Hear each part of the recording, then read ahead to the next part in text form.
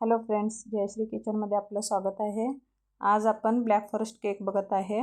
त्यासाठी मी 6 इंची टीन यूज करून 1 कप प्रेमिक्स यूज करून मी हा स्पॉन्ज बनवून घेतलेला आहे। 180 डिग्री सेल्सिअसवरती 30 मिनिटासाठी बेक करून घेतलेला आहे आणि थंड झाल्यानंतर याचे 3 लेयर कट करून मी आयसिंग करायला घेतलेला आहे। त्यानंतर एका लेयरवरती मी सिरप लावून क्रीम लावून आपलं चेरीचे तुकडे घालून थोडं चॉकलेट स्प्रेड केलेलं आहे। त्यानंतर सेकंड लेयर ठेवून त्याला सुद्धा सोक करून घेत आहे। त्यानंतर त्याच्यावरती सुद्धा एक क्रीमचा लेयर लावून त्यावरती मी चॉकलेट थोडं स्प्रेड करणार आहे आणि थोडे चोको चिप्स यूज करणार आहे। दोन्ही लेयरला वेगवेगळ्या पद्धतीचं फिलिंग घातलेलं आहे।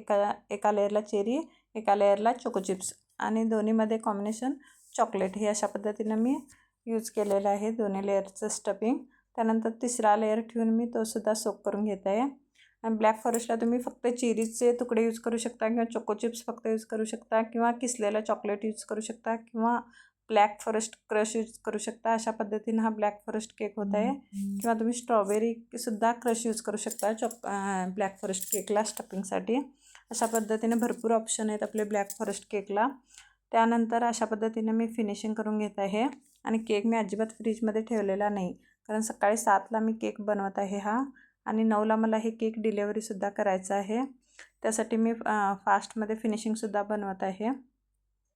अशा पद्धतीने मी व्हाईट क्रीम यूज करून फिनिशिंग करत आहे आणि कुठेही मी बाहेरून केकला किसलेलं चॉकलेट किंवा गनाश यूज केलेला नाही आहे किंवा ड्रिपिंगसुद्धा केलेलं नाही केकला। अतिशय सोपी डिझाईन केलेली आहे आणि एक छोटंसं नोझल वापरून मी अशा पद्धतीनं वरूनसुद्धा बॉर्डर मारून घेत आहे। त्यानंतर सेम व्हाईट कलरनंच मी बॉर्डर मारत आहे आणि हेच नोझल यूज करून आपण खालतीसुद्धा बॉर्डर मारत आहे। अशा पद्धतीनं बॉर्डर मारून झाल्यानंतर नेक्स्ट मी लीव्ज नोझल यूज करून थोडी डिझाईन काढत आहे साईडून अशा पद्धतीनं आणि अतिशय सुंदर दिसत आहे केक आपला। त्यानंतर थोडीशी पिंक कलरची क्रीम घेऊन ते छोटं नोझल यूज करून मी अशा पद्धतीने छोटे छोटे फ्लॉवर्स काढलेले आहेत। त्यानंतर गोल्डन स्प्रिंकलर्ससुद्धा थोडे यूज केलेले आहेत मी आणि त्यानंतर चेरीसुद्धा लावलेले आहेत रेड कलरचे आणि अशा पद्धतीने आपला केक तयार होत आहे। आवडला असेल तर लाईक, शेअर आणि सबस्क्राईब करा। प्लीज लाईक करा आणि सबस्क्राईबसुद्धा करा। धन्यवाद फ्रेंड्स।